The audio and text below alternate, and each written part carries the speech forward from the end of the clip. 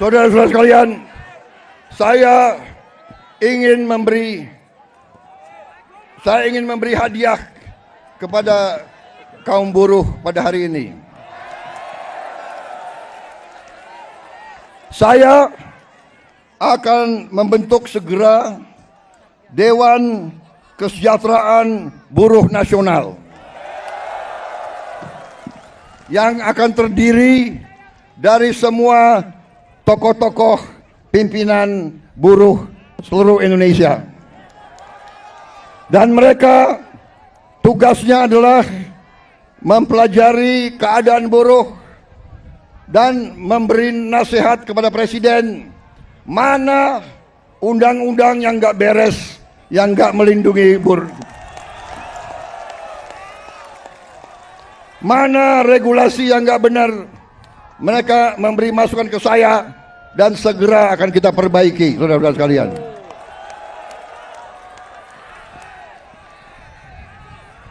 Saudara-saudara sekalian, kita juga atas saran dari pimpinan buruh, atas saran dari Pak Said Iqbal dan Pak Jumbur, kita akan segera membentuk Satuan Tugas PHK. Kita tidak akan membiarkan rakyat kita tidak akan biarkan pekerja-pekerja di PHK-kan seenaknya.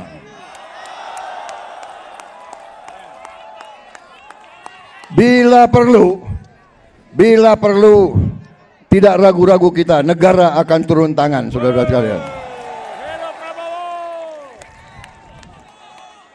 Saudara-saudara sekalian, juga kita akan segera meloloskan RUU Perlindungan Pekerja Rumah Tangga.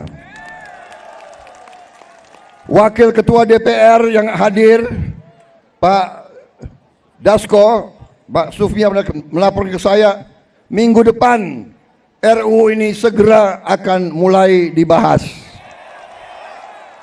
Mudah-mudahan tidak lebih dari 3 bulan undang-undang ini akan selesai kita bereskan.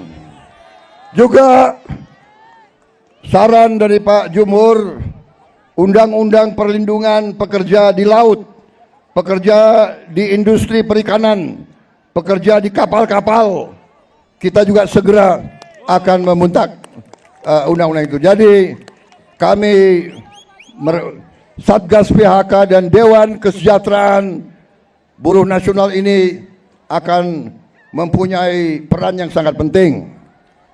Saudara-saudara sekalian, saya juga akan meminta Dewan Kesejahteraan Nasional mempelajari bagaimana caranya kita kalau bisa tidak segera tapi secepat-cepatnya kita ingin menghapus outsourcing.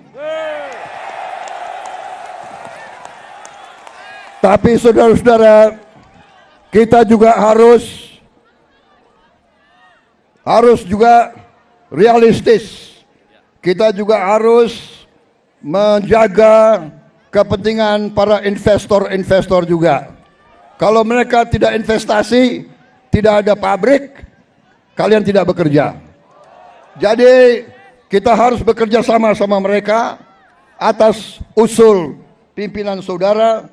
Dalam waktu dekat saya akan mengadakan suatu pertemuan di Istana Bogor. 150 pimpinan buruh akan saya pertemukan dengan 150 pemimpin perusahaan di Indonesia. Kita akan duduk bersama. Saya akan mengatakan kepada para pengusaha, saudara-saudara, tidak boleh mau kaya sekaya-kayanya sendiri tanpa mengajak pekerja-pekerja hidup dengan baik. Tapi negara juga tidak tinggal diam. Kami berjuang memberi pelayanan kesehatan untuk seluruh rakyat, pendidikan, kita juga memberi subsidi listrik, kita memberi bantuan tunai langsung kepada mereka-mereka yang penghasilan rendah. Total biaya yang kita gelontorkan ke rakyat sudah melebihi, kalau tidak salah, 500 triliun. Ini terus untuk menjaga rakyat kita tidak ada yang menderita. Tapi sekarang masalahnya adalah kita harus jaga mereka yang memerlukan, mereka yang terima. Jangan mereka yang tidak perlu, mereka terima juga bantuan dan subsidi. Ini nggak benar. Ya kan? Karena kita masih dapat laporan ada yang tidak berhak.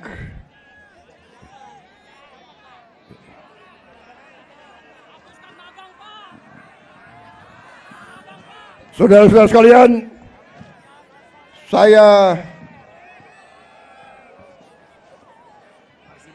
saudara-saudara, juga atas usul dari pimpinan tokoh-tokoh masyarakat, mereka tokoh-tokoh buruh, mereka sampaikan ke saya, Pak, kenapa sih pahlawan nasional nggak ada dari kaum buruh? Saya tanya, kalian ada saran nggak?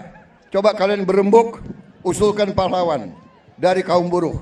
Dan mereka sampaikan, Pak, bagaimana kalau Marsinah, Pak? Marsinah jadi pahlawan nasional.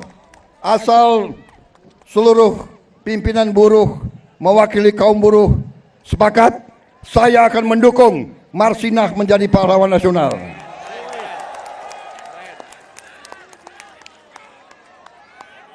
Cukup? Cukup?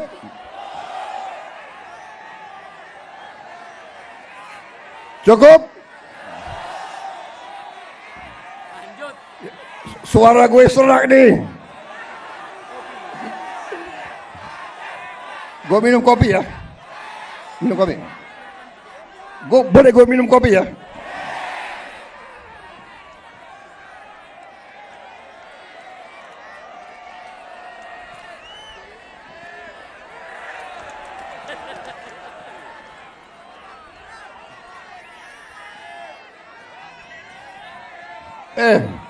Ini lo yang minta ya. Gue kalau minum kopi gue bisa pidato 3 jam loh.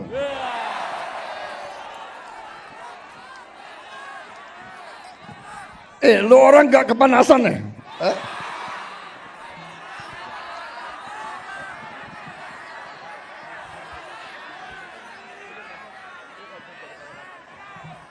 Tapi gue udah kehabisan bahan.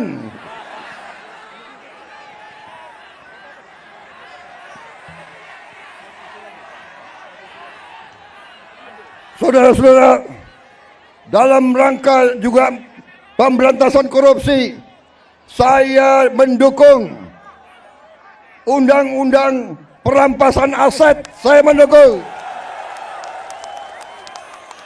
Enak aja, udah nyolong, nggak mau kembalikan aset, gue tarik aja deh itu. Setuju? Bagaimana? Kita teruskan perlawanan terhadap koruptor. Nanti lu dikasih duit, lu demo untuk koruptor. Hah? Benar ya? Awas lo. Gue heran di Indonesia ada demo mendukung koruptor, gue heran tuh.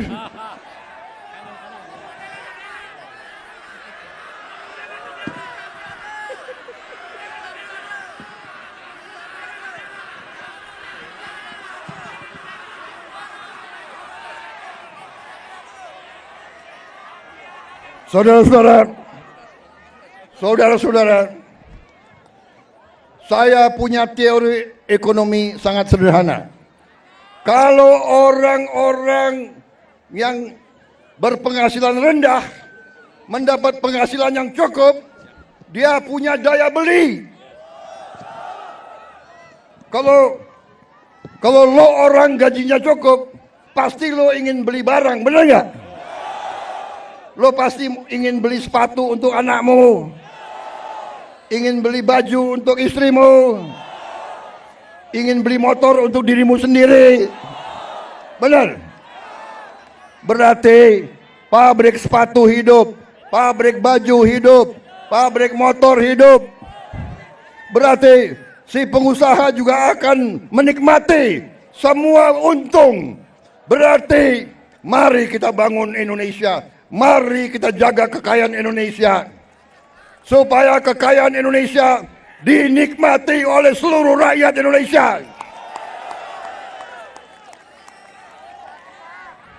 Saudara-saudara,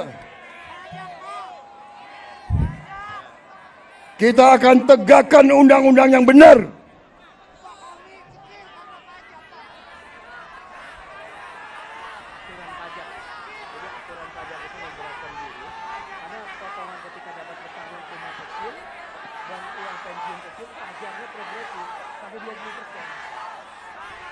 Ya, saya akan pelajari kembali masalah pajak. Pajak yang besar untuk orang yang penghasilannya besar. Lo orang gajinya nggak besar, jadi ngapain dipajak? Tapi kalau pajaknya sedikit boleh dong. Boleh ya. Ya, kalau pajaknya nggak terlalu besar boleh ya. Ya, bayar deh dikit-dikit deh. Jangan progresif. Ya, itu nanti tugasnya Dewan Kesejahteraan Buruh Nasional. Oke. Cukup. Terima kasih. Wassalamualaikum warahmatullahi wabarakatuh.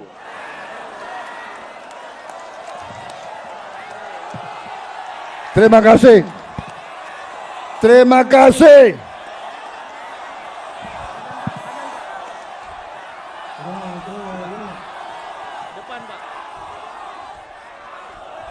Terima kasih.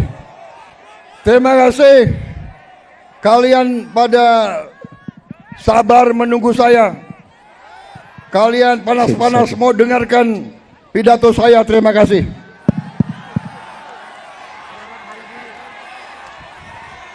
Selamat Hari Buruh Internasional.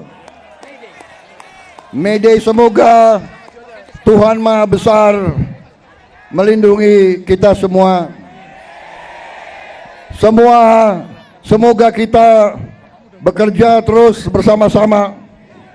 Saya minta dukunganmu, saya minta bantuanmu. Bersama-sama kita selamatkan kekayaan rakyat, kekayaan negara kita. Kekayaan rakyat, kekayaan negara harus dinikmati oleh seluruh rakyat Indonesia.